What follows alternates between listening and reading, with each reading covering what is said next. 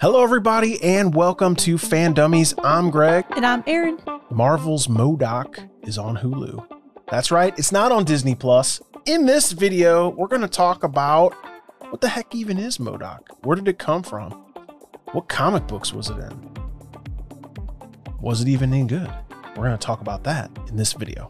If you want even more MODOK, you should check out our full-length podcast, linked in the notes below. So check that out.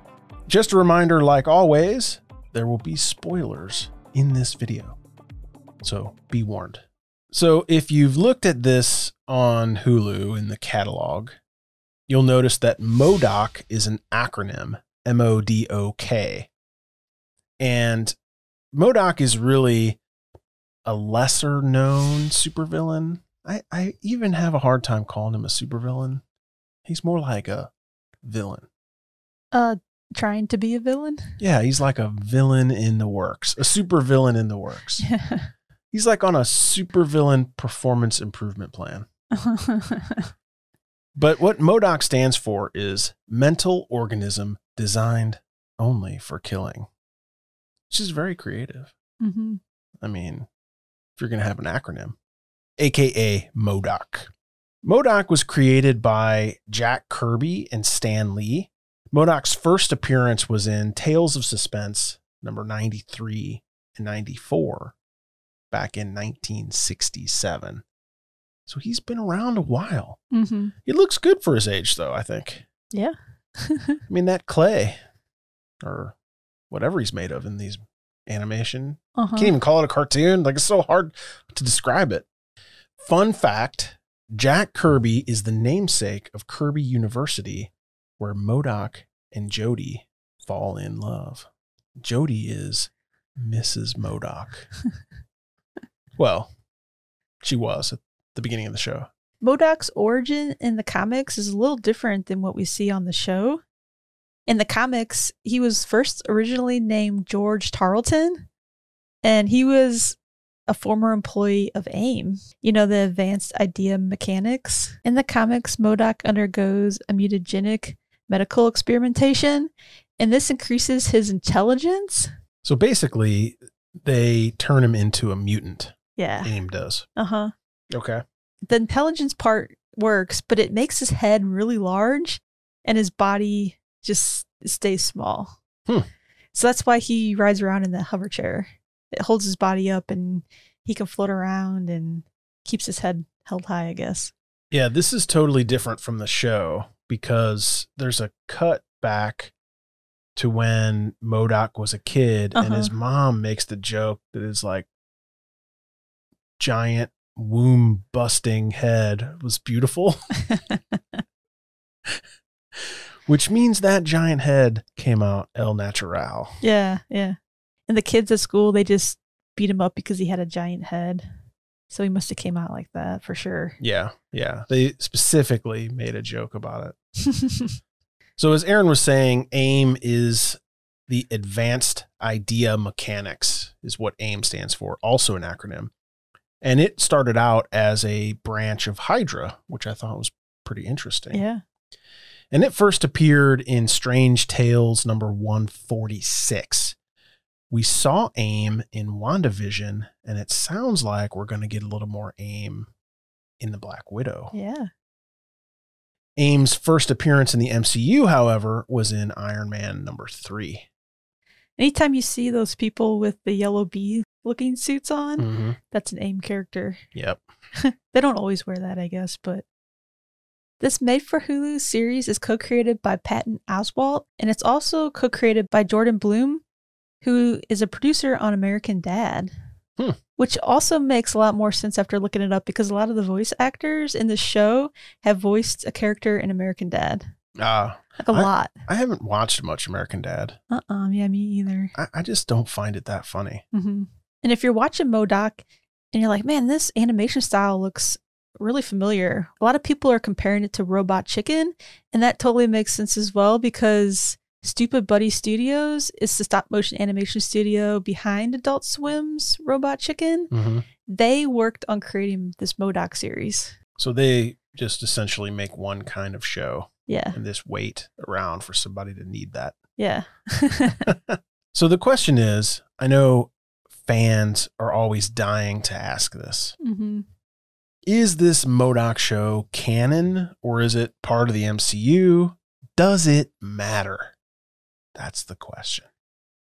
Well, it is not part of the MCU at all. Mm-hmm. Showrunner Jordan Bloom spoke to comicbook.com, and he confirmed that the series is set in its own universe. Jordan Bloom says, I think, Harley Quinn is a good example of, that's not the movies, but it's really cool, actually.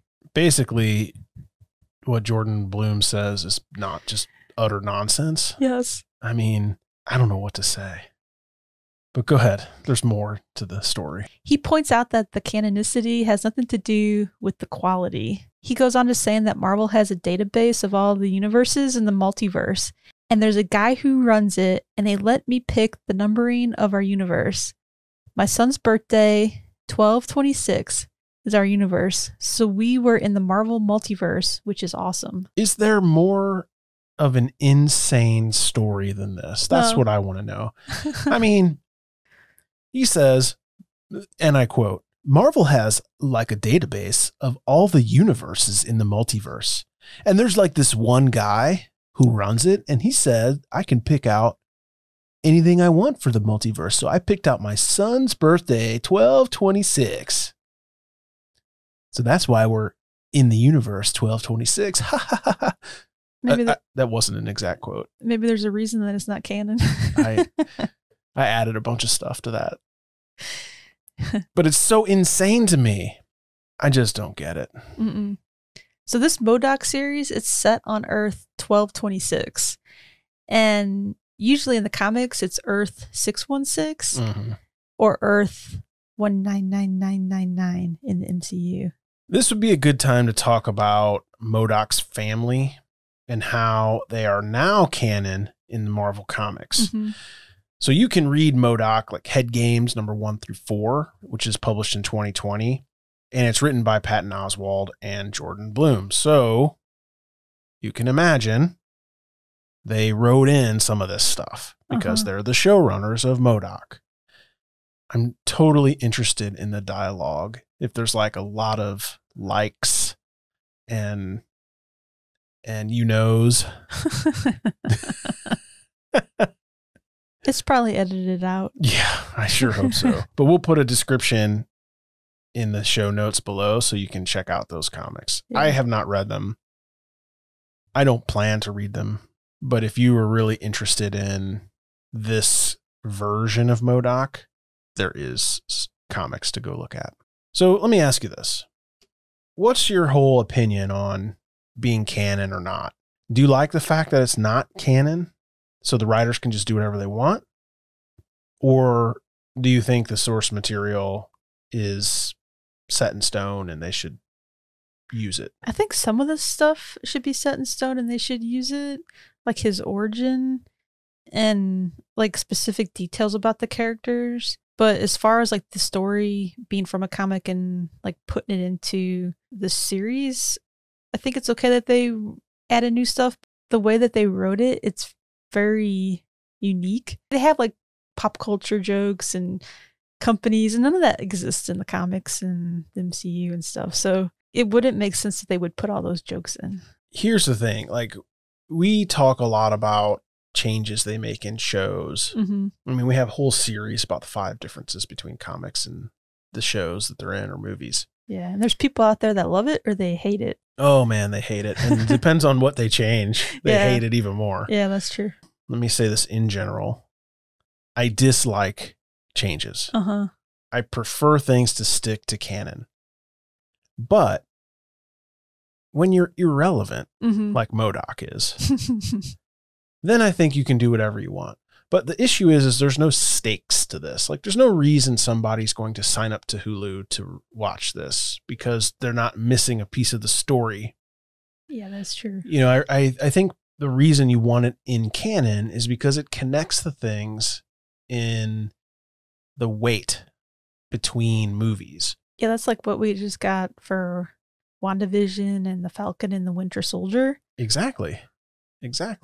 So what they could have done with MODOK is they should have tied it to something that's coming, Mhm. like the Spider-Man movie or something that's less mainstreamy, like Mhm. less Avengers, nothing that is going to matter on Disney Plus. Something that will drive people to go watch MODOK and then go watch the movie. Mhm. And that's why I think it's important that things are canon. I don't care if they change a character here or, you know, if one day, you know, MODOK has 2 kids and in the comics he's got 3 kids or whatever. Like, I don't care about any of that stuff. Like, I think you can change some elements in the story without it affecting too much. Mhm. But I think the big milestones and the big, you know, plot points Yeah. need to be the same. Or go into the future, you know, have the comic books be the past Mhm. and write something new going forward that's never been seen, but the past still happened and the past is in the comics. Yeah, that's hard though, because then if you have supporting characters, it's like, oh, where was Iron Man at the time, or where was, you know, Captain America? Agree. So And that's why, you know, in Earth 1226 or whatever, you see Iron Man in here. They make Hawkeye references. There's all sorts of stuff in here because it just doesn't matter. yeah. Thank you so much for watching Fan Dummies. Did you know who MODOK was before you watched this on Hulu? Are you a fan of MODOK in the comics? Was it fun to hear about AIM? Again, because I know you've heard about AIM. Let us know in the comments below. As always, you can find us at Fan Dummies on all social media. If you like this video, make sure to give us a thumbs up, hit the subscribe, and hit the bell so you don't miss anything. See you next time. Bye. Bye. We have other amazing videos that you might like, so don't leave the Fan Dummies rat hole of videos. You can watch them all night long. Bye-bye.